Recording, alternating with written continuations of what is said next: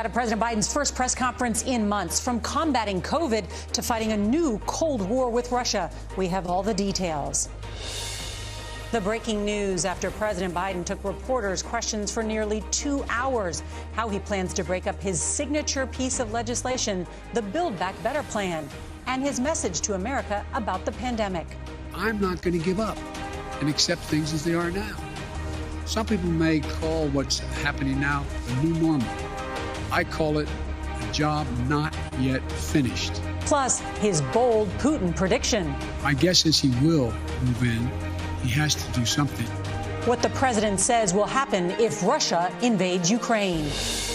Hospitals on the brink. The Omicron surge is overwhelming healthcare facilities nationwide. Plus, the big announcement from Starbucks about its vaccine mandate for employees. Trump business fraud? The new details from the New York Attorney General about the family business. Stabbing suspect arrested. After a week-long manhunt, the man accused of murdering a UCLA grad student is in police custody. Tonight, the dramatic jump in homicides nationwide. And honoring a trailblazer. The tribute to the NHL's first black hockey player who continues to make a difference in his community. This is the CBS Evening News with Norah O'Donnell, reporting from the nation's capital. Good evening to our viewers in the West, and thank you for joining us. We're going to begin tonight with President Biden marking his first year in office with a news conference as his administration faces a growing list of challenges and setbacks. Just today, Senate Democrats are expected to fail in their latest effort to overhaul the nation's voting laws, while the president's Build Back Better package remains stalled. January has been especially difficult with the Supreme Court blocking the president's vaccine mandate and the growing tension at the Russian-Ukraine border. The president addressed the growing threat from COVID and the fast-spreading Omicron variant by assuring Americans that the country would not be returning to lockdowns or the closing of schools. He encouraged states and school districts across the country to use funding to keep schools open. Addressing Russia, the president warned that it would be a, quote, disaster for Russia, and they would pay a stiff price if they were to invade Ukraine. CBS's Nancy Cordes had a front row seat and joins us now from the White House. Good evening, Nancy. There was a lot of news in that press conference. And there's a reason for that, Norah. It's because he took questions for nearly 1 hour and 45 minutes, weighing in on everything from voting rights to climate change to Nielsen ratings. He said that when it comes to COVID testing, his team could have moved faster. And he said he may now have to break some of his biggest priorities into smaller chunks if he's to have any hope of getting them passed. I did not anticipate that there'd be such a stalwart effort to make sure that the most important thing was that President Biden didn't get anything done. Think about this. What are Republicans for? President Biden argued he's had a successful year one in the face of approval ratings that have fallen 17 points. This afternoon, the Senate Minority Leader Mitch McConnell said that the midterm elections are going to be a report card on your progress on inflation, border security, and standing up to Russia. Do you think that that's a fair way to look at it? And if so, how do you think that report card looks right now? I think report cards can look pretty good if that's where we're at. But look, the idea that Mitch has been very clear. He's going to do anything to prevent Biden from being a success. With his massive social spending plan stalled in Congress and voting reform expected to fail, Mr. Biden argued it's former President Trump's influence that has prevented him from working more with Republicans. Did you ever think that one man out of office could intimidate an entire party? I've had 5 Republican senators talk to me, bump into me, quote unquote, or sit with me, who've told me that they agree with whatever I'm talking about for them to do. But Joe, if I do it, I'm going to defeat it in a primary. We got to break that. It's got to change. Polls also showed declining support for the president's handling of the pandemic, something he acknowledged. I know there's a lot of frustration and fatigue in this country. The administration has been heavily criticized for mixed messaging on mask wearing, announcing today they'll send 400 million N95 masks to Americans for free starting next week. The lack of available testing has also been an issue. Should we have done more testing earlier? Yes, but we're doing more now. And Nancy's back with us. I know you asked the president about the path forward on voting rights now that that bill is stalled in the Senate. What did he tell you? Nora, he said that it will involve executive action, but that he didn't want to reveal his strategy right now. Interestingly, he was also asked about frustration in the black community, a feeling that he should have done more and should have done it sooner. He said that it's a problem of my own making. I should have been out there communicating more. Nancy Cordes with all that news. Thank you. Some other big news out of the press conference is what President Biden said about Russia invading Ukraine and the consequences that will follow. It comes as the president's Secretary of State is in the former Soviet Republic and will soon meet with his Russian counterpart in Geneva. We get the latest on the rising tensions from CBS's Margaret Brennan.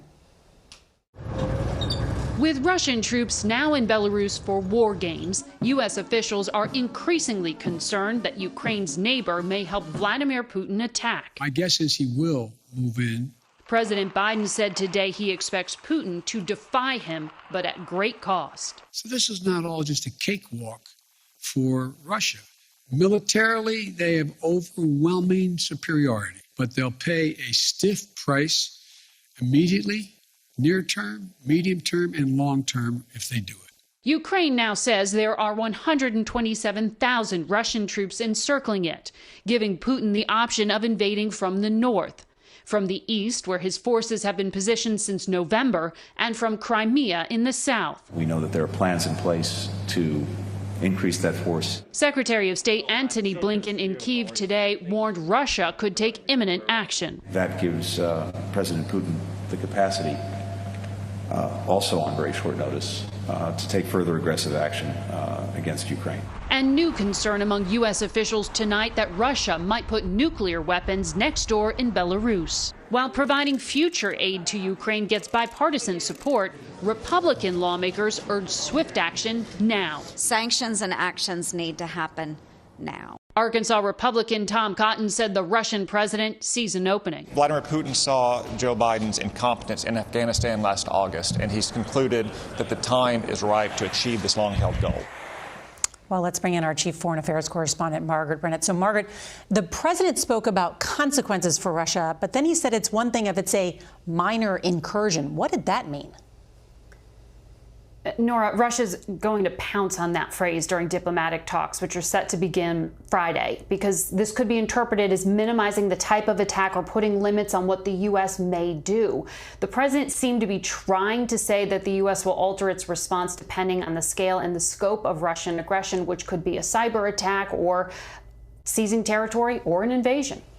And Margaret, what do we know about agreement or disagreement among NATO allies about such an incursion by Russia? Well, that's key, and the president acknowledged cracks within the alliance. He said he may not get total unity on how to punish Putin, which may also give up U.S. leverage. Russia, Nora, they have some power over Western allies who want to keep Russian dollars and gasoline flowing to Europe. There'll be so much to watch this week and next. Margaret Brennan, thank you. Well, tonight, a COVID vaccine reversal from Starbucks. The coffee giant won't require its 350,000 workers to be vaccinated after a Supreme Court ruling said large businesses don't need to. It is a contentious issue, especially in places where COVID cases are skyrocketing. CBS's Carter Evans reports from Missouri, a state with one of the lowest vaccination rates in the country. Can you open your eyes for me? At St. Luke's Hospital in Kansas City, Dr. Andrew Schlachter has been on the COVID front lines from the start. Is this busier than the beginning of the pandemic?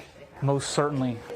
COVID has completely fractured our lives, our personal and our professional lives. Our ICUs are jam-packed. The healthcare system, I think, in general, is bedlam. Since early December, cases here have nearly tripled. Out of 286 COVID patients, just 15 are vaccinated. Pamela Maples is not one of them. Just don't trust my wish on anybody. She was infected just after Christmas. It sounds like you were scared to take the vaccine. Yeah, I was. Everyone kept telling me not to. What do you want those people to know now? Take the vaccine. It's very, very important. Only 53% of the population here is vaccinated, and statewide hospitalizations are at an all-time high. Do you blame the low vaccination rates for all of these full rooms? Yes. Nurse Kristen Soller said she's seen so much heartbreak, and she's had enough. It's devastating for us. And we're carrying it home with us, and we're sitting in our nursing station talking about how we're all going to need therapy for the next decade to handle this, and it didn't have to be like this. Pam. Moments after we left Pamela's room, Dr. Schlachter went back with a message. Your willingness to talk today is going to save people's lives. Thank God, yes. Now, despite the massive surge in COVID cases here, Missouri's governor declared the pandemic emergency over 3 weeks ago. Now, that emergency order gave hospitals flexibility to move staff around and add beds, and without it, they say they're struggling to keep up with the rising number of patients. Nora? I pray that people are watching and listening. Carter Evans, thank you. Well, for the first time, we're getting details in what New York Attorney General Letitia James says is significant evidence of fraud committed by the Trump Organization, outlining that it inflated the values of 6 Trump properties, including his golf courses. The new information comes from a court filing by the Attorney General in an effort to force former President Donald Trump and his 2 eldest children to testify under oath as part of the civil probe. CBS's Catherine Herridge reports. New York Attorney General Letitia James alleges the Trump Organization repeatedly engaged in fraudulent and misleading practices to secure loans, tax benefits, and insurance coverage. James alleges Ivanka Trump had the option to buy a luxury Park Avenue apartment valued at over $20 million for just $8.5 million, less than half the price. The Trump Organization is also accused of inflating prices, including tripling the actual size of Mr. Trump's penthouse from nearly 11,000 to 30,000 square feet, which added about $200 million to the valuation. I love loans. I love other people's money. Today, Trump's attorney told CBS News the investigation is purely for political reasons and a trap intended to pave the way for possible criminal charges. And new legal pressure from the House committee investigating January 6th, now targeting his close legal associates.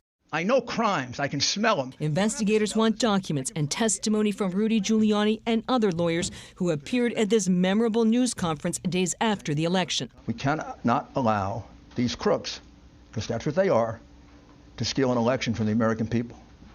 They elected Donald Trump. In response to reports congressional investigators may have obtained phone records of Eric Trump and his brother's fiancée, Kimberly Guilfoyle, Eric Trump tweeted, "The witch hunt continues. I have absolutely nothing to hide." And Catherine Herridge joins us now from Capitol Hill. And so, Catherine, I understand there's some breaking news right now from the Supreme Court about former President Trump. What can you tell us? Well, Nora, late today, an order from the Supreme Court means Trump has failed to block the release of his White House records from the Congressional Committee investigating January 6th. We're talking about 800 pages, phone records, visitor logs that capture the communications and the meetings leading up to and on January 6th. Nora? That's some big news. Catherine Herridge, thanks. Well, tonight, nearly 50 million people in the East are bracing for another blast of snow and ice that could make a mess of the Thursday morning commute.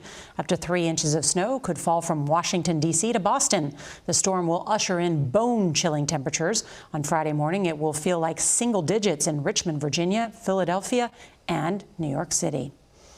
All right, the man suspected in the fatal stabbing of a UCLA graduate student is now in police custody after a week-long manhunt. And it comes as the murder rate is spiking nationwide. CBS's Lilia Luciano reports.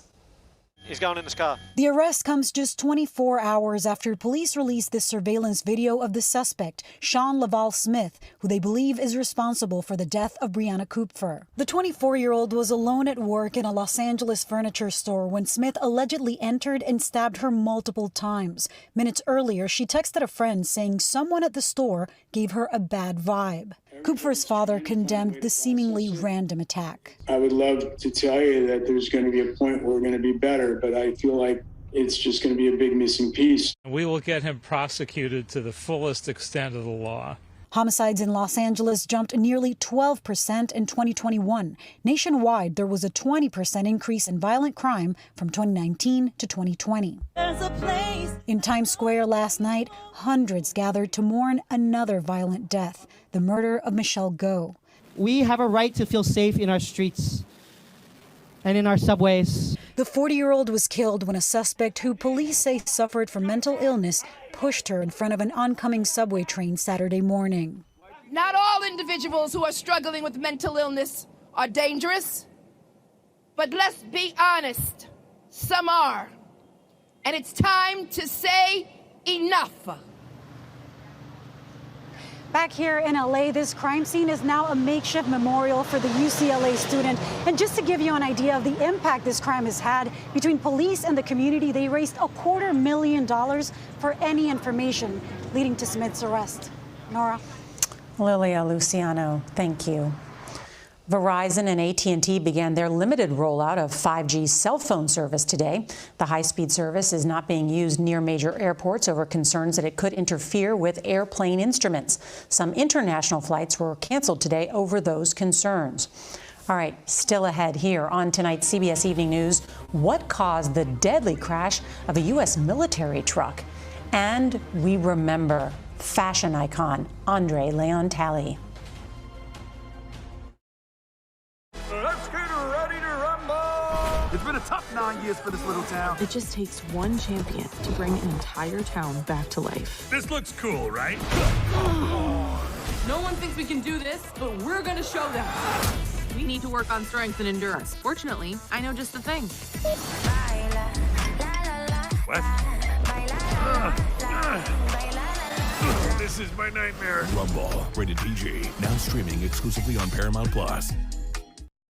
We are here to get you up to speed on all the news that you need to know. Trusted, true journalism. Because the wind is so strong, there are no airdrops. When did you start to feel that anxiety? The best of CBS News. Streaming from anywhere the news is to everywhere you are. Now they've had to expand to 3 hallways. Morning news, served just the way you want it. Here's a look at some of the stories that you may have missed while you were offline. CBS and AM.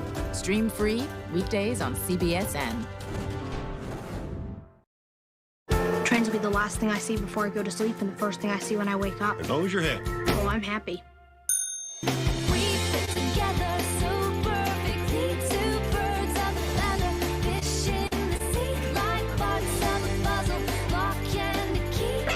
Wow. I had a pretty severe shellfish allergy, which is why I always carried an EpiPen. Those don't protect you against everything.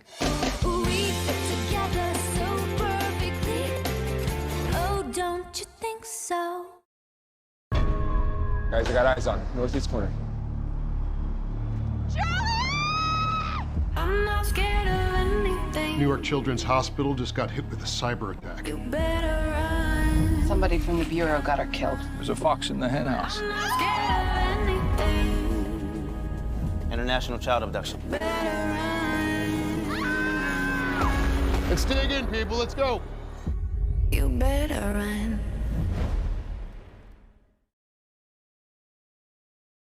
Tonight, some sad news. At least 2 Marines are dead after a military truck from Camp Lejeune rolled over on its side in Jacksonville, North Carolina. An official says the truck carrying 19 service members was going, quote, a little too fast as the driver tried to make a turn. In addition to the Marines who were killed, 2 others were flown to hospitals. All right, tonight, many in the fashion world are mourning the death of world-renowned editor, author, and creative director Andre Leon Talley. Talley wrote for numerous publications before becoming the editor-at-large of what's regarded as the fashion Bible, Vogue magazine. Vogue editor-in-chief Anna Wintour remembered him today as a friend and called his loss immeasurable. And fashion designer Dion von Furstenberg said today, no one saw the world in a more elegant way than he did. Andre Leon Talley was 73 years old. Well, coming up next, honoring a trailblazing hockey player on and off the ice. If you can't watch the CBS Evening News, you can listen. Subscribe wherever you get your podcasts. Sponsored by Freshpet. Illustrated administrator, J.C. Leyendecker, was a household name. Queerness was so criminalized, we had to keep a low profile. Because of his sexuality, he falls out of favor. No, we don't break the law. We bend it. Couriers, fix-it men. What you do, your father invented it. All this filth that consumes you, leave it. Do you have any idea what they want? Yeah, more payback. Mayor of Kingstown. All episodes now streaming exclusively on Paramount Plus. If it's important to our nation, the country is facing yet another unprecedented crisis. it's on Face the Nation. You heard the president. Where do you think this stalemate goes from here? Making politics make sense. What do you think happened here? The why behind the biggest stories. Face the Nation with Margaret Brennan on CBS. Here we go. I get up, I get down, and jumping around. Touchdown! Hello, Master Chief. This is going to be a good thing for everybody. Come on, here we go, yeah, come on. Here we go.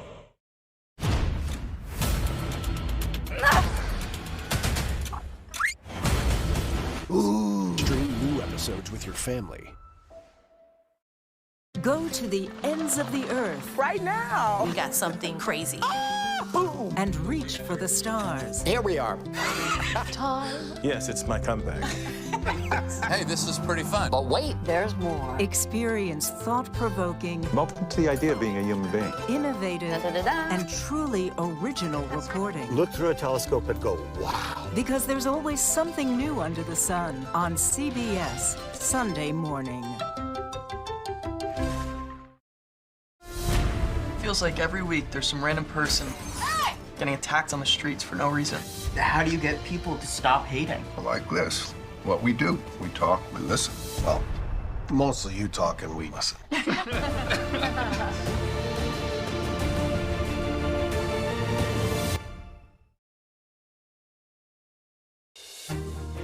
Willie O'Ree was called the Jackie Robinson of hockey when he broke the NHL's color barrier in 1958. Last night, the Boston Bruins paid tribute with the highest honor a team can give an athlete. They retired his number. CBS's Major Garrett reports in our ongoing series, Unifying America. And Boston with O'Ree down the ice. When Willie O'Ree became the first black player in the NHL in 1958, he achieved a lifelong dream, making it to the pinnacle of his sport. After the game, I didn't recognize that I had broke the color barrier until I read it in the paper the next day. O'Ree played 45 games across 2 NHL seasons, encountering discrimination and hard knocks along the way. I heard the racial remarks and racial slurs, and I fought a lot. You know, I fought because I had to, not because I wanted to. Last night in Boston, the Bruins retired O'Ree's number, 22. And today, O'Ree watched as the House unanimously voted to award him the Congressional Gold Medal, its highest civilian honor. O'Ree flourished in minor league hockey, winning 2 scoring titles over a more than 20-year career. Amazingly, he did it all blind in his right eye, the result of an on-ice accident before he turned pro. I lost 97% vision in my right eye. O'Ree said he learned to compensate and ignored his limited vision, just as he ignored the racial taunts. You know, I was just another hockey player. Not just another player. O'Ree has spent the last 25 years bringing hockey to children in communities of color. You can be the first in anything, but you have to believe in yourself and you have to set goals for yourself. Major Garrett, CBS News, Washington. And paying it forward. We'll be right back. Subaru and our retailers volunteer and support charities all year long. And through the Subaru Share the Love event, we are proud to have donated over $225 million to charity. You can get a car from any company, but none will make a difference like Subaru. Thank you. Thank you. Thank you. Subaru, more than a car company. Will you teach me to ride a bike? You're gonna pedal, I'm gonna run behind and hold you out. I'm doing it! Mom to sing Soft Kitty. Look at Stephen Hawking over there. He's in a wheelchair. You don't hear him whining about it with his robot voice. Young Sheldon, Thursdays on CBS. The biggest challenge Titans battle it out for a second chance at the ultimate game. Get me off of here now! Everybody gonna get their hands dirty this season. I want to make the fans proud. My only option is to win. The last thing that you want to do is double-cross me. Don't listen to anybody in this house! It's gonna be rolling. The Challenge All-Stars, now streaming exclusively on Paramount+. The one, the only, James Corden! Look at us back at it! Take a minute for Tom Brady.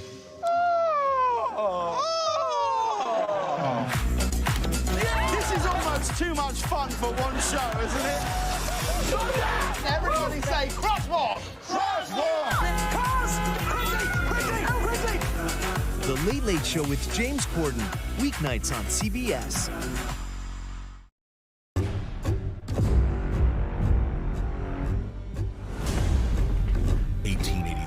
New series now streaming exclusively on Paramount+.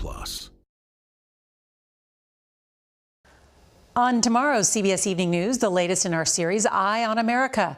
After lockdowns and remote learning, a program looks to help the emotional well-being of America's youth through the great outdoors. And if you can't watch us live, don't forget to set your DVR so you can watch us later.